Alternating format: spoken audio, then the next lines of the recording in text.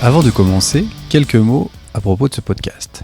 Ce podcast est possible grâce à ses contributeurs et animateurs, mais aussi aux sociétés qui le sponsorisent. Sérénité qui vous accompagne pour concevoir, industrialiser ou automatiser vos plateformes. Écrivez à contact@serenité.fr. Et Datatask d'Affinitech, la plateforme pour accélérer vos data lakes et data labs. Venez nous voir sur datatask.ai.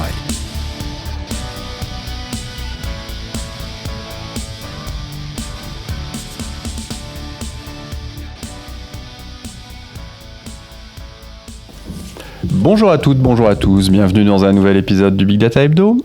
Le Big Data Hebdo, c'est le podcast francophone de la data et de l'IA.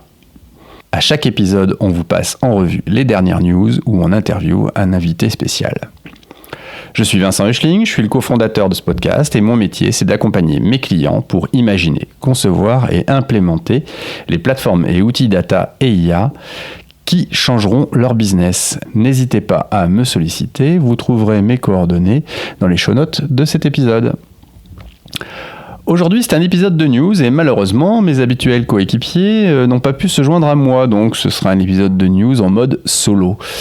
J'espère qu'on va quand même pouvoir vous apporter le contenu que vous attendez et que vous trouverez dans ces quelques news des choses intéressantes. Alors je voudrais commencer par parler un petit peu de Vivatech. Vivatech s'est tenu la semaine dernière, alors c'est la grande messe des technologies et de l'innovation qui se tient à Paris tous les printemps. Et Vivatech, cette année, c'était plutôt Viva IA, puisque ça ne parlait que d'IA, quasiment. On a entendu parler que de ça. Alors, pour quelqu'un qui est agoraphobe comme moi, c'est pas forcément les endroits les plus faciles à vivre, ce genre de salon, mais j'y suis passé. J'ai vu effectivement tous les grands acteurs habituels qui étaient là. Alors après, il y a toujours une histoire, on peut se poser la question qu'il n'y a pas une petite quête de sens qui se fait, puisque on avait quand même, pendant ces 4 jours, il y avait une tendance forte qui était de chercher à savoir un petit peu quelle était l'utilité de ce qu'on pouvait faire. Et donc, ça fait qu'il y a certaines startups qui se sont positionnées pour faire des choses un petit peu plus orientées vers le donner du sens à l'IA. Donc c'était assez intéressant de ce point de vue-là. Bon, après, ça reste un salon comme un autre, ça reste pour des gens qui ont une bonne connaissance technique comme nous, ça reste des choses qui sont assez lointaines. Donc moi, ça reste toujours ces grands salons. Je ressors un petit peu sur ma faim et j'ai jamais trouvé quelque chose d'absolument époustouflant. Voilà, c'était pour parler de Vivatech. Alors je voudrais continuer en revenant sur des sujets qui vont un peu plus nous passionner et parler effectivement d'un article qui est tout frais, tout neuf, puisqu'il a été écrit par Julien Hureau et il a été publié le 30 mai sur The Seattle Data Guy newsletter.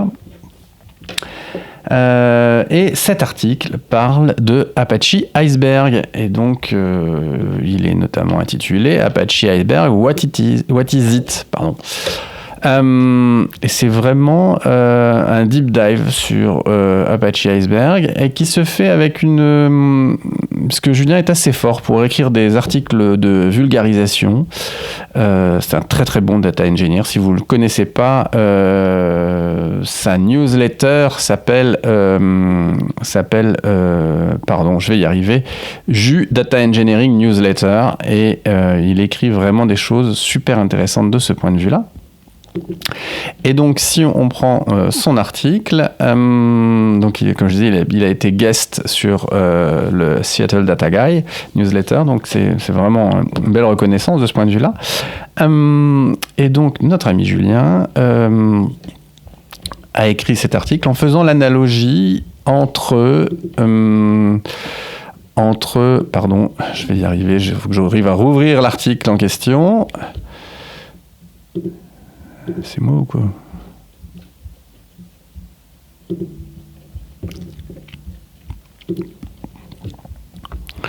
Donc Julien fait l'analogie entre la liste d'hôtels et de taxis présents à Paris pour parler de la manière de laquelle Apache Iceberg fonctionne et comment est-ce que Apache Iceberg fonctionne au-dessus des fichiers Parquet. Donc, il explique très très bien la notion de catalogue, la notion de manifeste qui sont ensuite et de snapshot.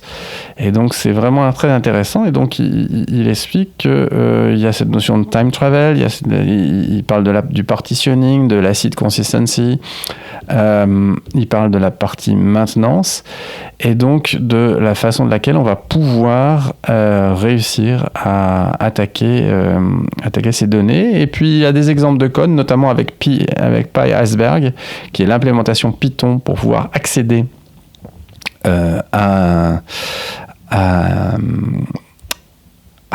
des données qui sont en Iceberg. Et il parle aussi de la manière de laquelle avec DuckDB on peut faire ça, on peut utiliser ça. Et donc c'est vraiment très bien écrit et ça vous permet de comprendre, d'avoir une très bonne compréhension sur le sujet Iceberg. Bravo pour cet article où on va retrouver effectivement tout ce qu'il faut pour pouvoir bien comprendre les choses et pouvoir se mettre en musique, comme je dis toujours, se bootstrapper sur ce sujet. Donc bravo, très bon article. S'il y a un article à lire, c'est bien celui-là. Je voudrais maintenant parler un petit peu plus de data engineering. Je vais parler de choses qui sont autour de Python, puisque ces derniers temps, mon travail m'a amené à faire beaucoup de Python, retrouver les notebooks et retrouver toutes ces choses-là.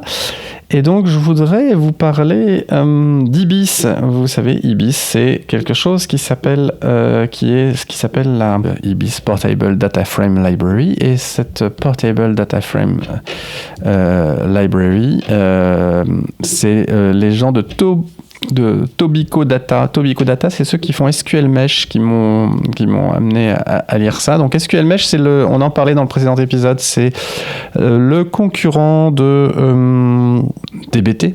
Vous savez, donc Tobico Data sont les gens qui font ça. Et ils ont un peu parlé de la manière de laquelle on pouvait faire du SQL Mesh avec IBIS. Alors, on va pas tellement parler de la partie SQL Mesh avec IBIS, mais vous avez la possibilité d'utiliser un Fetch Data Frame dans SQL Mesh et donc de pouvoir aller envoyer un ordre SQL sur un modèle. Et donc ça, c'est quand même vachement bien de ce point de vue-là. Mais si on revient sur notre histoire d'IBIS, donc IBIS, si vous allez sur la documentation, qu'on vous met dans les liens de cet épisode, c'est The Data Frame Library, et donc vous avez une API unique qui vous permet à la fois d'aller taper des données qui soient derrière un backend SQL. Alors vous avez les grands classiques, BigQuery, ClickHouse, DataFusion, Druid, DuckDB, Exasol, Flink, MS SQL, Oracle, Postgre, PySpark, Snowflake, ainsi de suite, ainsi de suite. Et puis vous avez aussi la possibilité de faire les mêmes choses avec la même API d'IBIS, de pouvoir aller lire des données sur des data frames. Et ces data frames, vous allez pouvoir faire des choses vous allez pouvoir indifféremment lire les données dans du Dask, du Pandas, du Polars. Et ça, c'est quand même vachement bien parce que ça veut dire que vous avez une grande portabilité et vous pouvez commencer à découpler fonctionnellement ce que vous faites comme traitement du moteur qui est sous-jacent. Et typiquement, si aujourd'hui vous préparez sur votre poste quelque chose, notamment sur des data frames, sur des fichiers Parquet que vous allez lire dans du PRO ou des choses comme ça, derrière, ce que vous pourrez faire, c'est que vous pourrez très facilement aller porter ça sur votre moteur SQL une fois que les données auront été loadées, par exemple, dans votre Snowflake. Et donc, c'est vraiment un sujet super intéressant, cette IBIS, qui permet quand même d'avoir une abstraction au-dessus des modèles de données que vous pouvez avoir de manière sous-jacente. Pour continuer dans le merveilleux monde du Python et de choses que l'on fait à l'intérieur du Jupyter Notebook, j'imagine que vous avez, si vous faites du Jupyter Notebook, vous avez un jour ou l'autre été dans la situation où vous aviez commencé à préparer vos données et puis vous vous êtes dit, attends, il faut que je monte ça dans un outil où il y a un peu plus d'interactivité pour pouvoir donner la possibilité aux gens de travailler avec ces données. Alors, la solution serait de construire une Streamlit app pour faire ça. Bon, c'est pas forcément le truc le plus simple. Et puis même pour vous, aller manipuler les données, commencer à créer des graphes, ça veut dire que vous fassiez uniquement les choses avec du code, ce qui est pas forcément la chose la plus simple qui soit. Et donc, c'est Microsoft qui, dans le Microsoft Power BI blog, a écrit quelque chose au mois d'avril, là, donc c'est assez récent, qui est le fait de pouvoir, depuis un Jupyter Notebook, instancier du Power BI. Donc vous pouvez créer un Power BI Report ou créer un truc qui s'appelle Quick Visualize, qui va vous lancer dans une cellule Jupyter Notebook, qui va vous permettre de lancer un Power BI. Et donc, vous commencez à récupérer votre data frame que vous aviez. Donc, vous avez un data frame Pandas, par exemple, et vous allez le pousser à l'intérieur de ce Power BI, et ça va devenir la source de données de ce Power BI.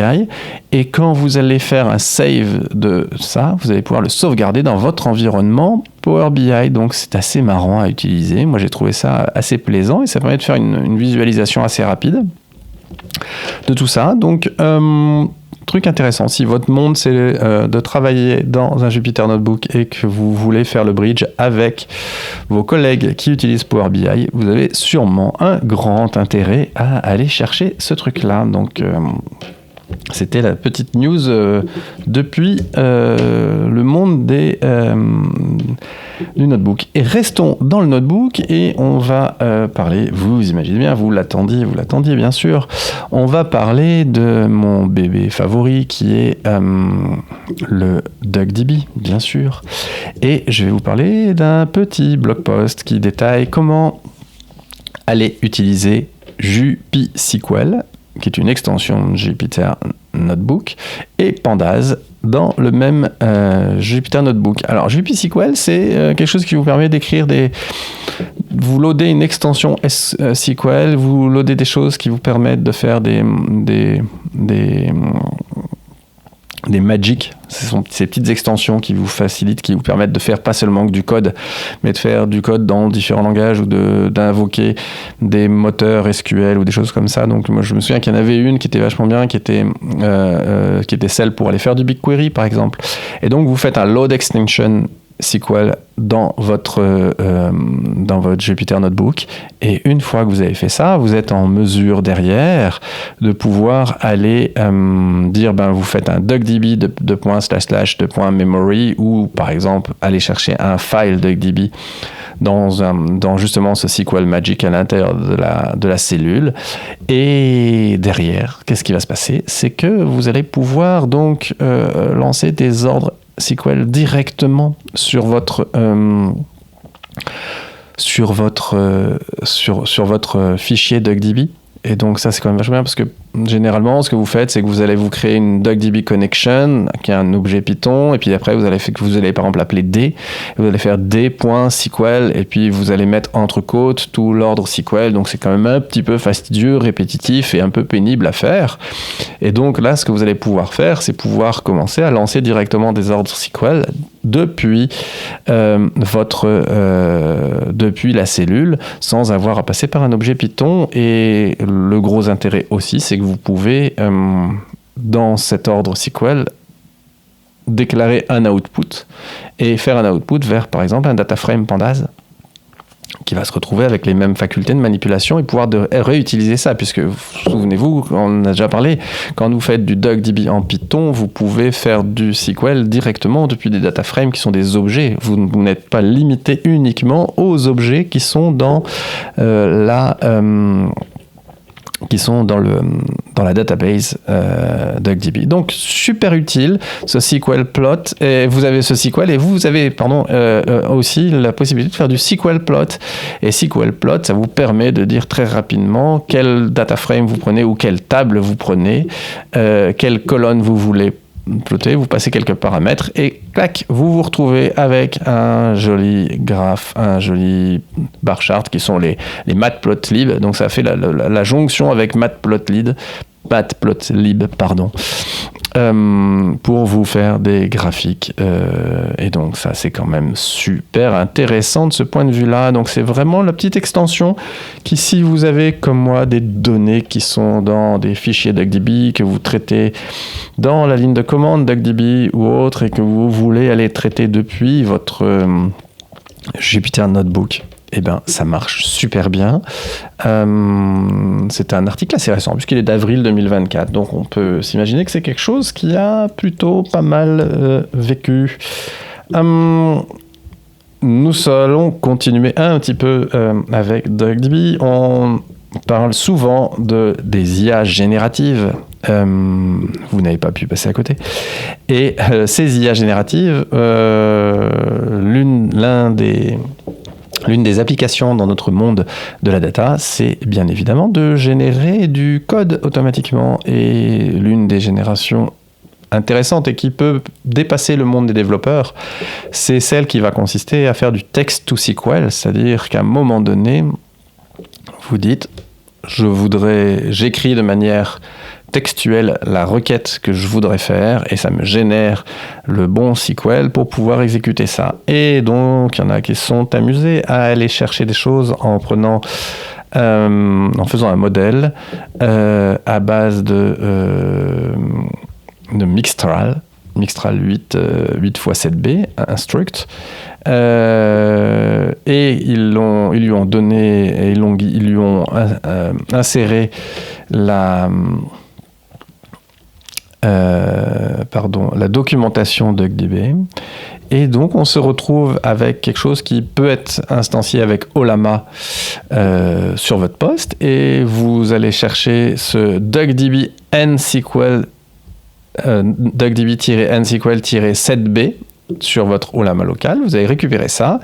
Et c'est parti. Une fois que vous avez ça, vous êtes en mesure, derrière, de pouvoir avoir une interface REST pour pouvoir aller générer automatiquement du code SQL. Donc vous lui donnez par exemple un schéma et puis vous lui posez une question, il va vous générer un code qui correspond plutôt pas mal généralement, et donc on a vraiment un bon niveau de performance, et puis c'est bien mieux que plein de choses qu'on pouvait faire manuellement. Donc si vous voulez une petite aide à écrire du SQL, vous avez probablement des choses à aller chercher avec ça. Et puis bon, évidemment, si vous voulez commencer à faire du RAG, vous voulez faire des choses avec ça, vous allez pouvoir bien évidemment mettre vos données un petit peu personnelles, les métadonnées que vous avez sur vos environnements de données, et pouvoir les utiliser pour aller générer du SQL. Donc cet article assez bien écrit vous explique comment faire tout ça, donc faire un assistant qui écrit du SQL pour vous. Je voudrais continuer avec nos amis de chez... Alors, évidemment, on aurait pu commencer par ce poste, puisque c'est quand même un poste issu de la communauté. Et donc, nos amis de chez QuickWit... Donc c'est François Massot de QuickWit, un des cofondateurs qu'on a eu ici sur le podcast, qui a fait un petit benchmark entre QuickWit et Loki. Alors reprenons, Grafana Loki. Si vous suivez notre ami Nicolas Steinmetz, vous en avez sûrement entendu parler. Grafana Loki, c'est un outil d'agrégation de logs qui a été créé par les gens de Grafana pour venir un peu pour venir résoudre des problèmes que posait l'utilisation d'Elasticsearch. Puisque tout le monde le sait, Elasticsearch, c'est quand même quelque chose qui coûte assez cher à faire tourner. On a un TCO qui est assez élevé. L'indexation ne se fait pas très vite. On commence à avoir des vrais problèmes si on a des gros volumes de données. Et puis, moi, j'ai vu quand même des gens qui avaient des faisaient des vrais nœuds au cerveau quand il s'agissait de gérer la complexité de la chose. Donc, Loki est censé être beaucoup plus, tout comme QuickWit, beaucoup plus simple et de pouvoir répondre à tous ces sujets-là. Donc, ils se sont dit, tiens, faisons la comparaison sur les deux grands trucs qu'on a quand on a un outil d'agrégation de logs, qui sont comment est-ce que je vais réussir à ingérer de la data, des logs dans cet outil, à les indexer, et puis comment est-ce que je vais parvenir à sortir ces logs de l'outil pour pouvoir les restituer ensuite. Donc vous imaginez bien que si nos amis de QuickWit parlent et font ce benchmark, c'est qu'ils ont un petit intérêt et que Évidemment, à la fin de l'article, vous verrez que les choses sont quand même vachement bien avec QuickWit et vachement mieux qu'avec Loki. Mais ça commence un petit peu de manière un petit peu en demi-teinte, puisque au départ, alors c'est un log, c'est quelque chose où j'ai plus la volumétrie, mais ils ont quand même fait quelque chose de sérieux avec une bonne volumétrie là-dessus, et puis ils ont utilisé quand même quelque chose qui est une N2 standard 16 qui parlera donc aux aficionados de GCP, qui est une machine avec 16 vCPU et 64 Go de mémoire. Donc on est quand même dans quelque chose d'assez intéressant en termes de taille. Et donc lors de l'ingestion, malheureusement, QuickWit est un peu plus lent que Loki, c'est-à-dire que QuickWit va mettre 123 minutes à insérer les données, quand Loki n'aura mis que 55 minutes. Donc, ce qui est quand même un petit peu plus de 2 fois plus long. Mais bon, c'est comme ça. La consommation de CPU est à peu près la même, mais par contre, là où ça devient intéressant, alors la donnée stockée c'est la même, sensiblement, on est à 53 gigas contre 55 gigas de stockage sur le bucket sur lequel les données sont stockées, mais par contre, le nombre de fichiers générés, ce qui a quand même un énorme intérêt, et c'est hyper important quand vous stockez vos données sur du cloud storage, c'est que le nombre de fichiers, il est de 25 pour QuickWit et il est de 145 000 pour Loki. Donc, n'oubliez pas que vous payez la volumétrie de données stockées, vous payez la volumétrie lue, mais vous payez aussi, surtout, la quantité de requêtes que vous allez faire. Et donc, quand vous avez 145 000 fichiers versus 25, vous allez faire à peu près 6000 fois plus de requêtes que dans le cas que dans l'autre cas. Donc un coût non négligeable qu'il faut garder quand même garder en vue. Donc ça, même si le temps d'ingestion est largement en faveur de Loki, déjà QuickWit porte un petit avantage sur le fait de pouvoir être plus efficace dans la gestion du stockage de données. Et ensuite, par contre, là, quand on va faire les requêtes, ce qui est très certain, c'est qu'ensuite, là, les requêttes, QuickWit explose de manière totalement démesurée les requêtes. Alors, il y a des requêtes de la plus simple à la plus complexe, mais globalement, l'histoire, c'est que QuickWit répond, par exemple, en 0,6 secondes, quand Loki va répondre en 9,3 secondes. Donc, à un moment donné, vous avez vraiment quelque chose qui est bien plus performant. Et on retrouve cette histoire du nombre de GET requests qui va être fait sur le stockage, où par exemple, QuickWit, pour répondre à une requête, va faire 206 requêtes sur le stockage pour ouvrir des fichiers de data indexés. Loki va faire 14 800 requête get. Et donc là, vous voyez, ce qu'on disait juste à l'instant, c'est qu'effectivement, vous avez des cas de figure où ce stockage devient beaucoup plus intéressant de ce point de vue-là. Alors, il y a des requêtes, paradoxalement, il y a des requêtes sur lesquelles QuickWit va être plus rapide, un tout petit peu plus rapide, mais va faire un nombre de requêtes beaucoup plus important que Loki, mais c'est quand même assez rare. Mais donc, lorsqu'il s'agit d'exploiter la donnée, la performance de QuickWit est quand même largement supérieure. Et donc, si on regarde d'ailleurs les différentes requêtes, on a vraiment, en termes de latence, et en termes de CPU time consommé, des choses quand même très avantageuses avec nos amis de QuickWit. Donc, si vous n'avez jamais regardé QuickWit et si vous avez un sujet d'agrégation de logs et d'utilisation de vos logs, allez-y, c'est vraiment un super produit. Je rêverais d'avoir un sujet qui me permette de rentrer beaucoup plus dedans que je n'ai pu le faire, parce que c'est vraiment quelque chose de super passionnant à utiliser.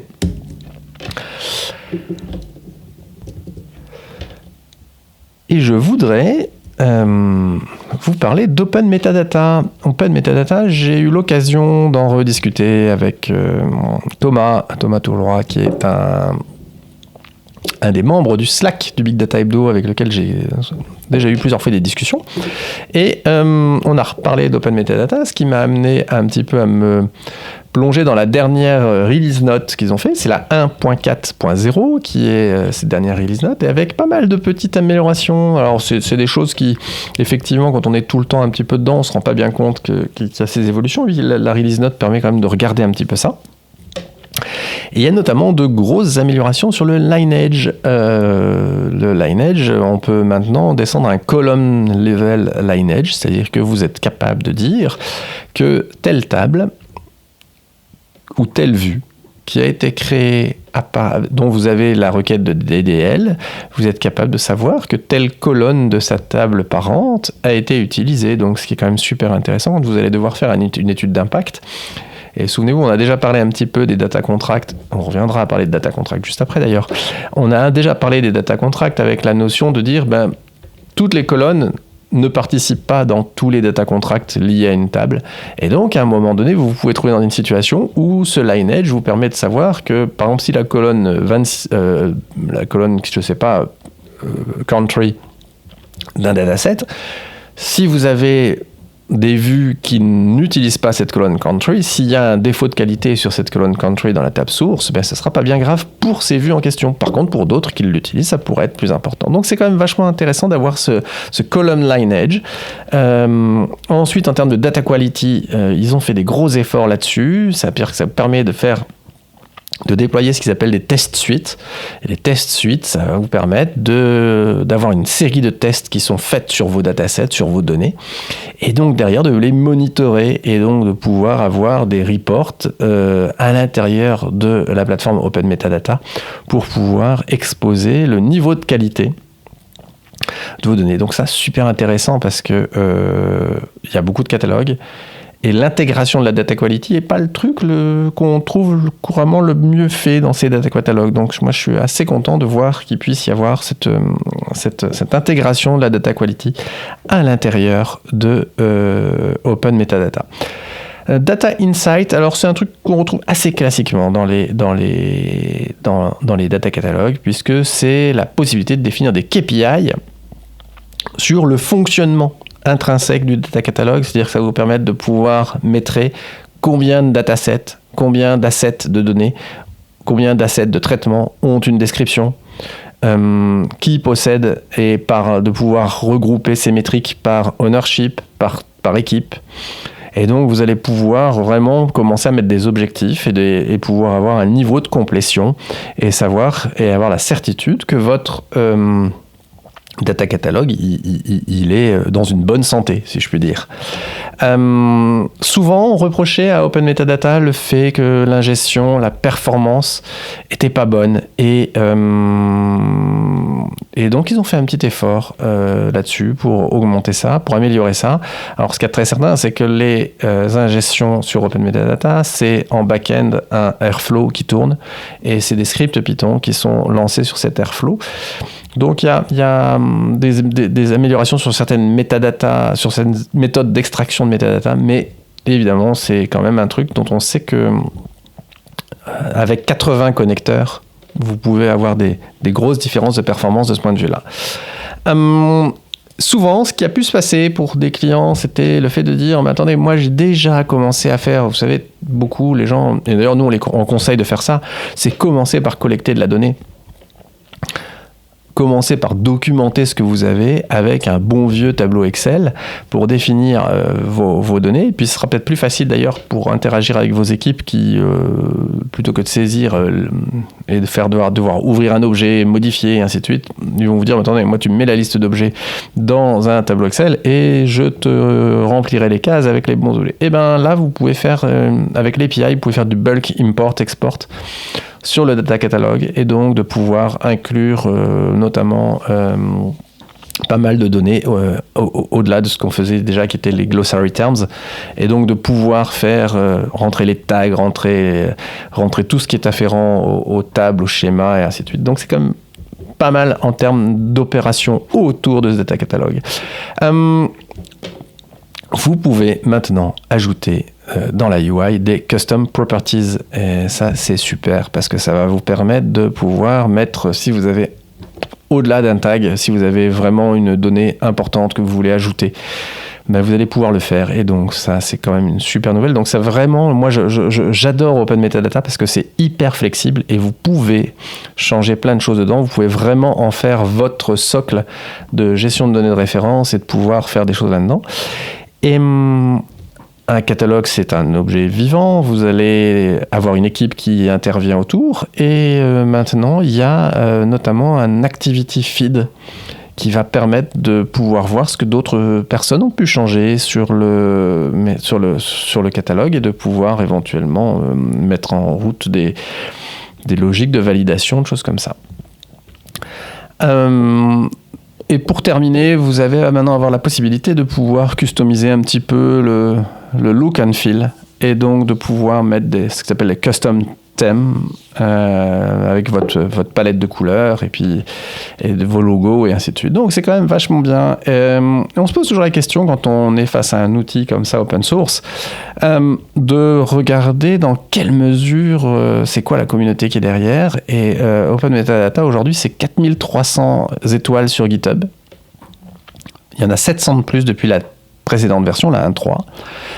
Un Slack qui a 5700 membres. Et donc une grosse augmentation, là aussi 900 de plus depuis la dernière release. Il y a 250 contributeurs open source. Et il y a eu 850 commits qui ont été mergés dans la release 1.4. Donc bravo, c'est vraiment extraordinaire. J'ai l'impression de revivre ce qu'on avait pu vivre au début d'Hadoop quand il y a eu les Hortonworks et ainsi de suite qui ont beaucoup travaillé là-dessus. Et donc le blog post qu'on vous met dans le lien vous donne un petit peu tout ce dont on vient de parler, avec la possibilité de rajouter les custom properties, avec la possibilité de gérer le lineage et ainsi de suite et ainsi de suite. Donc vraiment, si vous avez envie de bootstrapper un peu une initiative de catalogue de données, rappelons-le, Open Metadata, c'est un catalogue un petit peu technique quand même. Eh bien, et que vous voulez une option open source, ça fait partie des produits qui sont intéressants à aller regarder.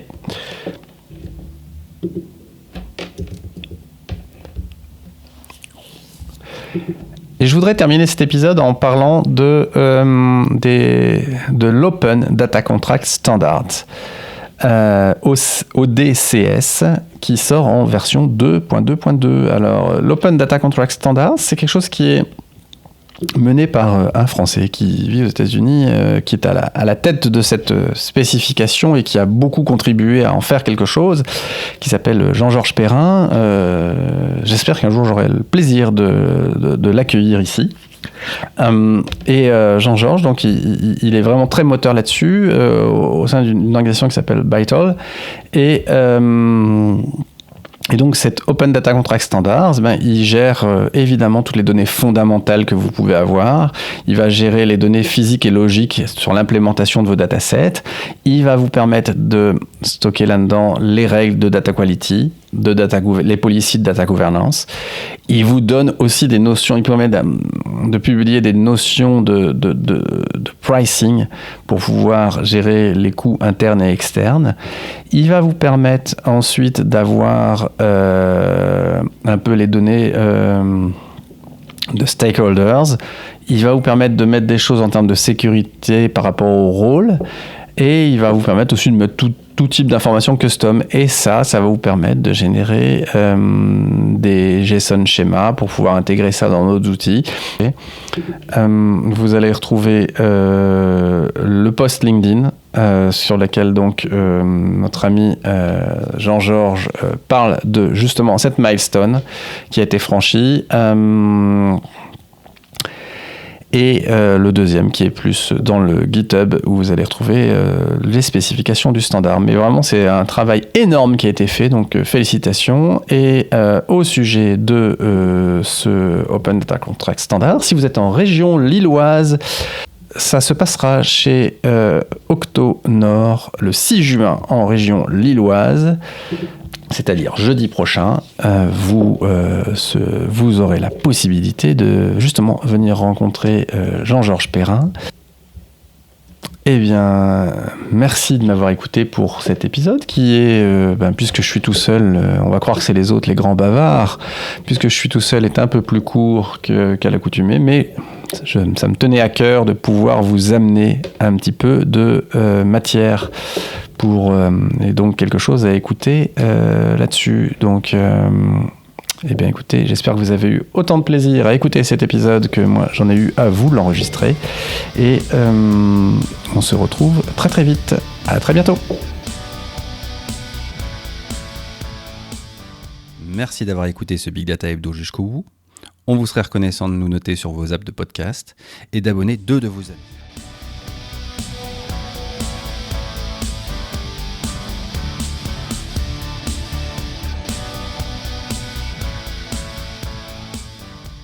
Un grand merci à Maxence Lecointe qui a composé et enregistré le générique de ce podcast. Retrouvez-le sur le Slack. À très vite.